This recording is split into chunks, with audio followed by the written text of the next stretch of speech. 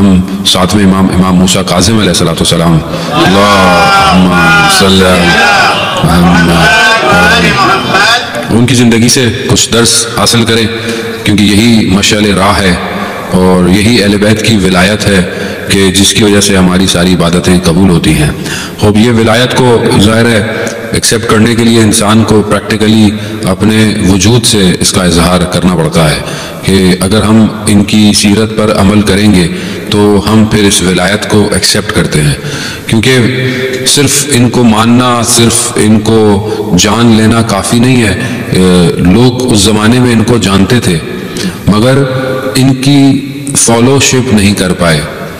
ساتویں امام نے کئی جو بنی عباس کے خلیفہ ہیں اس دور میں جو ہے وہ زندگی گزاری اور مشکلات امام کو رہی۔ بالکل ایسے ہی ہے، خدا نخواستہ بعض اوقات میں اپنی گفتگو کروں گا، ایک خلیفہ نے امام کو بلایا اور علی بن ہارون رشید نے بلایا اور امام کو کہا کہ لوگوں کو ظاہر کیا کہ جس کا جو حق ہے میں دیتا ہوں۔ امام کو بلایا کہ اگر آپ کا کوئی حق ہے تو میں دیتا ہوں، تو امام نے کہا ہاں ہمارا حق فدق ہے، وہ دو۔ تو کہا کہ میں دیتا ہوں، آپ کا فدق کیا ہے؟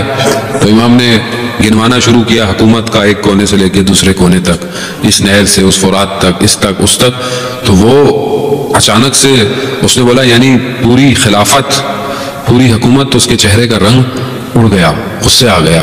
تو امام نے یہ کہا کہ تم ہمارا حق نہیں دے سکتے۔ یعنی امام اصل میں یہ بتانا چاہ رہے تھے کہ اصل حکومت کا حق اہل بیت کا ہے، اور اس کا اظہار اس کو بتانا چاہ رہے تھے۔ جہاں بھی ائمہ کو موقع ملا ائمہ نے اس بات کا اظہار کیا ہے۔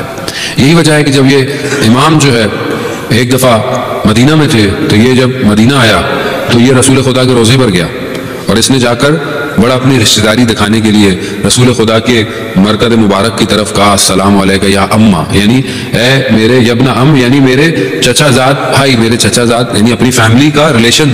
وہاں سے امام آئے، امام نے کہا السلام علیکہ یا رسول اللہ و اباہی، یعنی اے اللہ کے رسول میرا سلام ہو، اور اے میرے والد محترم آپ پر سلام ہو۔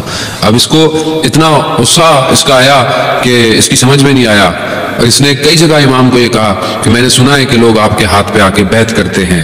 تو امام نے جواب میں کہا کہ میں قلبوں کا، دلوں کا امام ہوں، تم جسموں کے امام بنے پھرتے ہو۔ عزیزان محترم، اصل ولایت یہی ہے کہ انسان اپنے دل سے ایکسیپٹ کرے امام کو۔ امام کا دور بہت سخت دور ہے، آپ کے سامنے ہے، آپ نے سنا ہے ہوگا، سنتے بھی رہتے ہیں۔ امام کو کئی سال قید میں، زندان میں رکھا گیا۔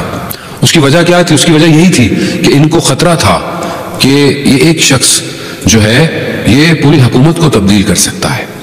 ہر دور میں آپ نے کبھی غور کیا، ہر دور کے امام کو سختی میں رکھا گیا، ہر دور کے امام کو زہر دیا گیا۔ کیوں دیا گیا؟ کیونکہ یہ جانتے تھے کہ یہ وہ شخص ہے جو پوری دنیا کنورٹ کر سکتا ہے۔ اسی لیے آج خدا نے اپنی آخری کو چھپا کے رکھا ہوا ہے، کیونکہ 11 کے ساتھ لوگوں نے کیا کیا؟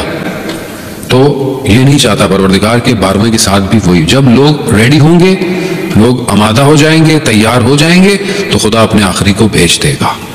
اور یہی وجہ ہے کہ آج پوری دنیا جو ہے اس کا انتظار کر رہی ہے، کوئی دوست بن کے انتظار کر رہا ہے، کوئی دشمن بن کے انتظار، بہرحال لوگ انتظار کر رہے ہیں، مگر وہ ایک شخص ہے، صرف ایک شخص ہے جو پوری دنیا کو، کیونکہ یہ اللہ کے بھیجے ہوئے نمائندے ہیں، یہ اللہ کے بھیجے ہوئے نمائندے ہیں۔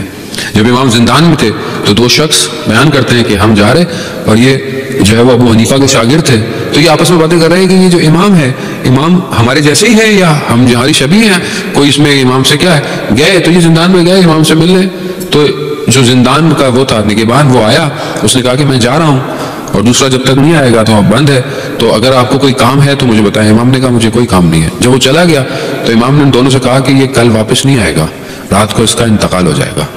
اب یہ انہوں نے سنا تو بڑا عجیب سے ہوا ہے کہ یہ اسرار اور غیب کی بات اٹھنے لگے، کہتے ہیں ہم تو حلال حرام پوچھنے آئے تھے، یہ تو ہمیں غیب کی خبر دے رہا ہے۔ تو انہوں نے ایک شخص کو پیچھے لگایا کہ دیکھو یہ کہاں جاتا ہے، کیا ہوتا ہے۔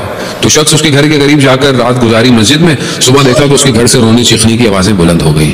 تو کیا دیکھا کہ وہ شخص جو ہے وہ انتقال کر گیا۔ تو جب ان کو خبر ہوئی دونوں کو، تو یہ آئے، کہا کہ یہ تو غیب الہی ہے، یہ آپ کو کیسے پتا چلا؟ کہا کہ یہ علم ہمیں رسول خدا نے مولا کائنات کو دیا اور اس سے ہمارے سینوں تک یہ علم پہنچا ہے۔ مولا کو آپ کو پتا ہے کہ یہ پوری کوشش کرتے تھے کہ امام کو کسی نہ کسی طریقے سے تکلیف ہو، تو ایک دن اس نے امام کو کھانے پہ بلایا ہوا تو اس نے ایک جادوگر کو بلایا، اور جادوگر کو بلایا کہ جب امام کو خادم کھانا دیتا تھا تو وہ کچھ کرتا تھا تو روٹی جو تھی وہ امام کے پاس سے دور ہو جاتی تھی۔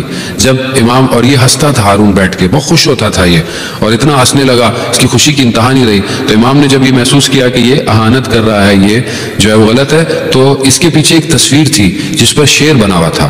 امام نے اس کو اشارہ کیا، شیر باہر آیا اور اس جادوگر کو کھا لیا اس نے، اور کھا کر واپس چلا گیا۔ یہ تو بے ہوش ہو گیا، ہارون تو خوف سے ہی بے ہوش ہو گیا، گر گیا۔ اور جب یہ اٹھا تو کہنے لگا کہ اس کو واپس لے آئیں، تو امام فرماتے ہیں اگر حضرت موسیٰ کی عصا نے ان جادوگروں کی چیزوں کو جو اس نے ساحر بنایا تھا اگر دوبارہ باہر نکالا ہوتا تو یہ بھی باہر نکال لے گا۔ صلوات بیت محمد وآل محمد، اللہم صلی علی محمد۔ خوب امام کے پاس یہ علم تھا، امام کے پاس یہ علم ہے، امام کے لیے یہ علم مشکل نہیں ہے۔